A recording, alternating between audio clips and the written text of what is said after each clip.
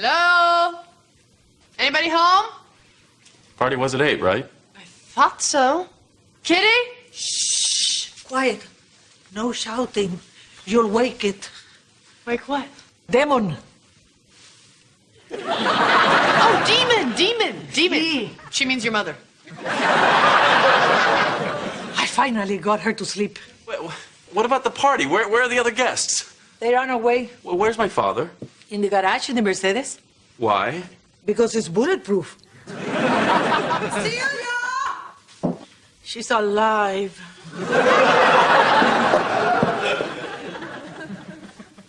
What do you think? Well, I think one of us should go talk to your dad.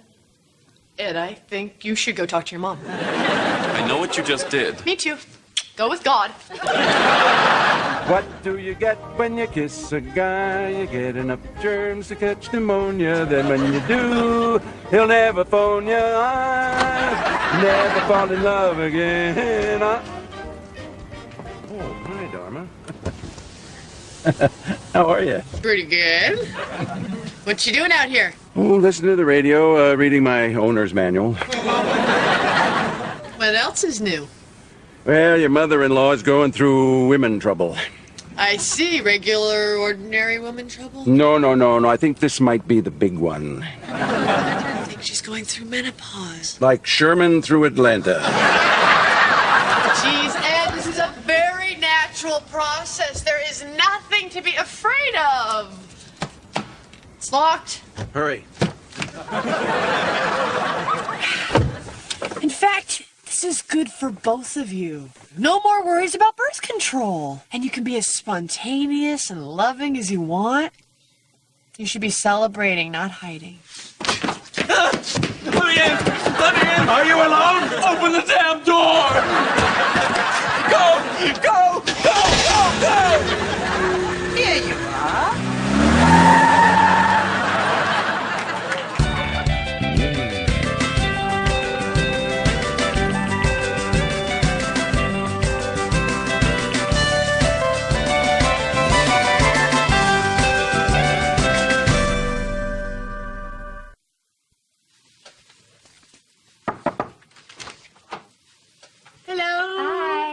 Hello.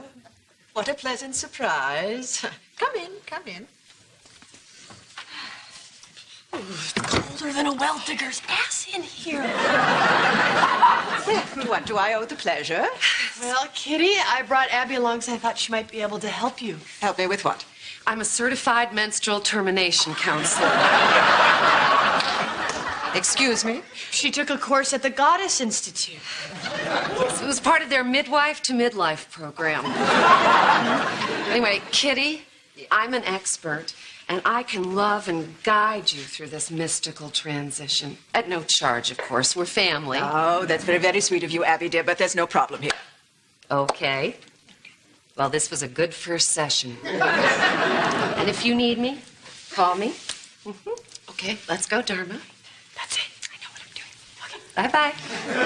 Hang in there, Kitty. Fine, go. Everybody leaves. Oh, this wasn't supposed to happen to me. I know, sister. I know. It's okay. It'll be okay, sister. Oh, I was such a beautiful girl. And now you're a beautiful woman. No, you don't understand. You don't understand. I was stunning. I was drop dead, leave your wife gorgeous. Look. Ballet, cotillion. Ah, here I am. Look at my skin glistening as I'm riding Prince Rupert. It's a horse. What's that? Oh, that's the Miss Teen Sausalito Bath and Tennis Club pageant. Hey, second place. Good for you, Kitty. What's that? Va-va-va-voom. Well, that's young Miss Newport Beach. Second place again. Oh, what about that? Oh, Santa Barbara. Miss Congeniality. You're kidding. All these contests, I never won any of them. Oh, but Kitty, you've gained wisdom and experience, and every bit of it shows on your face. Hey, look at this one. on. Here you are with the first place trophy. Where? Right there at the pretty yellow lab. No, that's the dog's trophy. Yeah, she was best of show at Westminster, blah, blah, blah. Well, at least she let you hold it. And you know what came with that trophy? A rawhide tiara? No. My father's love. Oh, Oh, I want to be a beauty queen. Oh, of course you do. But, Kitty, wouldn't it be more fulfilling if you threw off the shackles of estrogen enslavement and took your rightful place as an elder of the tribe? I said I want to be a beauty queen! Mrs. San Francisco, huh? It's the only beauty contest for a woman her age where she doesn't need a Harley or a stump. Come on, Pete, let's get going. See you later. Bye. Okay, good. Well, this is the one we'll do. What are they doing? Mrs. San Francisco pageant celebrates the beauty and sophistication of the mature married woman. You can't enter my mother in a beauty contest. It's her dream, Well, Greg. it's my nightmare. Fine. You call her and tell her she can't enter. Well, what exactly would she have to be doing? Jane. It's a piece of cake, evening gown, sing a song, save the world, boom, beauty contest. If I can do it, anybody can do it. I'm not going to have to look at my mother in a bathing suit and high heels, am I? Not unless you ask her nice. I have to go now. Come on, Pete. Let's go. This is sweet. The contestant's husband reads a love poem during the evening gown competition. What do you mean if I can do it, anybody can do it? You didn't tell Pete you won a bunch of teen beauty pageants? No. Why not? I'm sleeping with a beauty queen. Come on, let's tell the guys. Because of that. Hey, Seal, where is she? She's everywhere. Like the chupacabra. Excuse me, I have to take Mr. Montgomery his lunch. Call me Mr. Montgomery! Hello? Close the door. You're letting in a draft. Sorry. Oh, hot.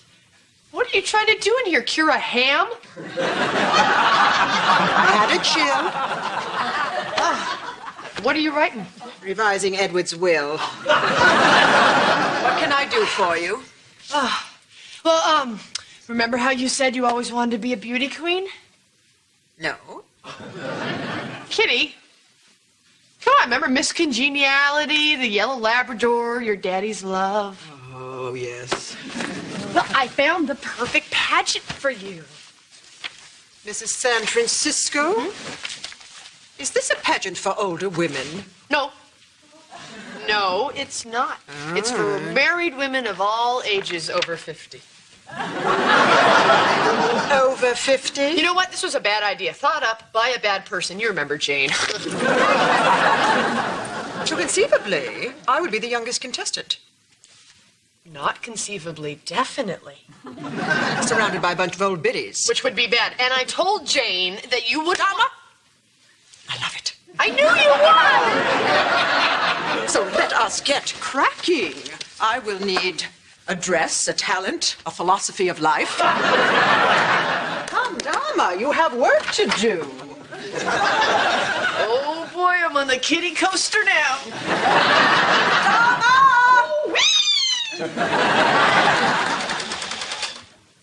Aren't you coming to bed? As soon as I finish your mom's homemade dress. I thought contestants had to make their own dresses. So did I. Hey, do you happen to know your mother's cup size? Nope, but if I did, I'm pretty sure I'd have to kill myself. Good night. No, this is just terrific. If it could be exactly like this, except lose the sleeves, not so poofy, and what do we think of the color? Well, I guess we don't like it, even though we picked it out. Good. Now, I've decided on my talent, tap dancing. Will it be difficult to put taps on these shoes? Well, yeah, sort of. Then you better get started because I need them by the morning.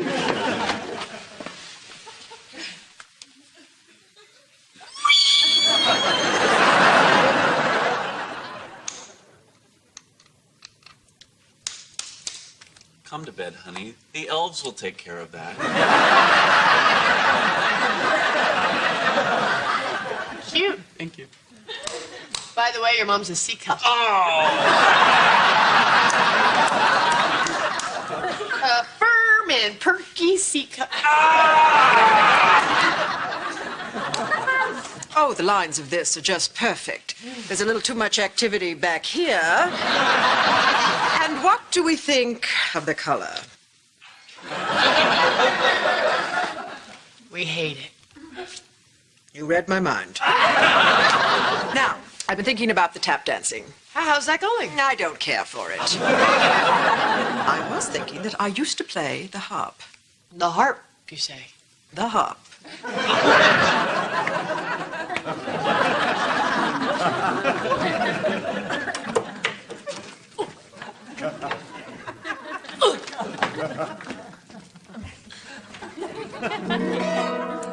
Oh, I broke a nail.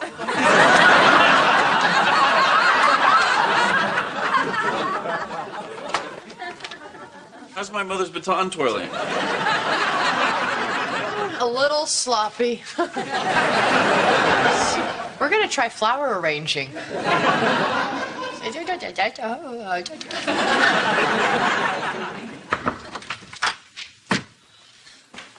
Okay. I owe a really big favor to a clown friend of mine, but here you go. Take it back, Dharma. Why? Oh, this whole pageant thing, it's just too much work. I am exhausted. Do you have any idea what kind of favor a clown asks for? Well, I'm sorry, but it's just too much for me. I'm going to withdraw. What? You can't do that. Why not? Why not? Kitty, I have sewn for you. I have schlepped for you. I have cobbled for you. You damn near poked my eye out. And I'm getting a seamstress hump. And this. Kitty, do you see that? Oh my gosh. I wonder how you get that. Do you know how you get that, Kitty? Do you know how you get that? A harp has to fall on you. But you know what? I don't mind all of that because I wasn't doing it for myself. I was doing it for you, Kitty. This is your dream, and you deserve to go out there and live it. But, don't you butt me! You get your second place ass on that unicycle and start juggling. No, you don't understand. Her talent is clever party conversation. Unless there are other people on stage for her to be clever with, she's just some nut standing there talking to herself. We'll check into it. What are you people doing sitting around? Come on, this is D-Day. This is not a drill. You told us we were in the way. And I'm about to tell you again. Where's your father? Probably in the car. Well, did he finish the poem he's supposed to read during the evening gown competition? I don't know. What is this, a game to you? Well, if it is, it isn't a very fun one. Well, look, I'm sorry you're not having a good time, but unless all the horses are pulling in the same direction, I'm never going to win this thing. What do you mean by I'm never going to win? I mean your mother, Kitty. I couldn't care less. Take the last look before I load her in the car. Oh, my God. Her eyes are all puffy. Did you let her have salt? She had a bag of pretzels taped to the back of the toilet tank. I did not put them there. They must have been Edward's. You know, I don't think you want to win. I do. Well, winners don't eat things that they find taped to the back of toilet tanks. Now, Jane, go slap a couple of tea bags under those eyes, and you two, go find Edward and hold him upside down until a poem falls out of him. Mother, I think you look beautiful. Thank you. Did you not hear me? You married your mother. Dad, you've had 3 weeks to write this thing. Well, what's wrong with it? It rhymes. Roses are red, violets are pretty, the gal in the dress is my wife, Kitty. You got a gift, Ed. It was easy once I got to pretty. And 2 parts compassion, garnished with a sprig of generosity. And that, Gary, is my recipe for a better world. Well, that's a spoon that I'd like to lick. Well, thank you, Mrs. Kitty Montgomery. Our next contestant, this is Elaine Bartlett. Oh, the thrill of competition. Wasn't I wonderful? I was poised. I was confident. Yeah, that was all good. I think you strayed a little bit from our speech. This is showbiz. I was ad-libbing. The judges may have been confused when you ad-libbed the phrase Catholics and other people of color. Really? I thought that was rather liberal. Okay, let's not dwell on it. I think we still have a really good shot to win this thing. And now, Mrs. Frances Weber. That's Ginger. We're dead. Hard as a cock. Why, Daddy, why? Come on, Dad, you've got to write this poem. I'm sorry, I just don't know what to say. Okay, when you first met Mother, what were you thinking? Exactly. What was I thinking? I mean, what did you think of her? Well, I thought she was kind of stacked for a skinny girl. Well, what is she, about a B cup? C cup. Oh, Pete. I'm sorry, I came here to support Kitty, but I just couldn't watch that exploitation of women 1 second longer. I agree. It's different when you have the young ones in bathing suits. Larry, that's worse. Yes, it is. Worse and different. Well, I agree with Abby. Kitty doesn't need to traipse up and down a stage to prove how beautiful she is. She's beautiful every moment of the day. In the morning when she's sipping her tea in the garden. Wait, don't stop. Tell us more. Write down everything. Got it. Sometimes when I look at Kitty, I can't believe how lucky I am to be married to such an angel. I hope you're getting all this down. I'm on top of it. So many wonderful moments. Don't miss a word. He's half in the bag and he'll never remember it. My heart is full. That's why I'm sharing these words of love for my dear wife, Sharon. Wasn't that lovely, ladies and gentlemen? Thank you so very much. And Sharon Wiley. Okay, we're up. You have your poem. Larry. Jane, Vaseline. And now, Mrs. Kitty Montgomery and a poem written by her husband, Edward. Okay. Who's the queen? I'm the queen. Who's got the power? I've got the power. Go. Sometimes when I look at Kitty, I can't believe how lucky I am to be married to such an angel. I hope you're getting all this down. I'm on top of it. So many wonderful moments. Don't miss a word. He's half in the bag, he'll never remember it. Like the day I first saw her. Shouldn't we go back in there and watch grannies on parade? Hey, that's not nice, but it's true. Who ordered the Jägermeister? I did. Oh, Larry, are you going to drink? No, thanks. Nuts, give me gas. Well, thank you, Mrs. Kitty Montgomery and her husband. It's over. Well, maybe not. And now, finally in our talent competition this evening, a woman whose courage has been an inspiration to all of us this evening. Mrs. Frances Weber will now sing Looking Through the Eyes of Love while signing the words for the benefit of her hearing-impaired adopted Cambodian daughter. It's done. It's everything. What are you doing? Exposing a fraud. I can see what's mine now. What the hell is she doing? I don't know. I hardly ever know. Oh, come on, lady. You can see me. What's going on? Okay, I'm sorry to interrupt this pageant, but I saw this woman putting makeup on in the mirror. Pretending to be blind, lady, is not a talent. Who are you? And why are you doing this to my sister? Sister? Yes, my sister, my blind sister. Please get off the stage. Can I just explain one second? Actually, it's a very funny story. Hit the road, Blondie. Here we go, Dharma. Well, if anybody wants to hear a really funny story. Meet me in the lobby. Don't worry, your mommy's gonna win. Don't beat yourself up, Kitty. We'll get him next year. Kitty, I'm sorry about that business with the poem. Oh, that's all right, Edward. Abby told me the lovely things you said about me in the bar. Well, she did. Yeah. Well, I meant every word. I'm sorry you didn't win. I would have voted for you. That's very sweet of you, Edward. Thank you. Well, it's getting late. Yes, we'd better turn in. Good night, Edward. Good night, kitten.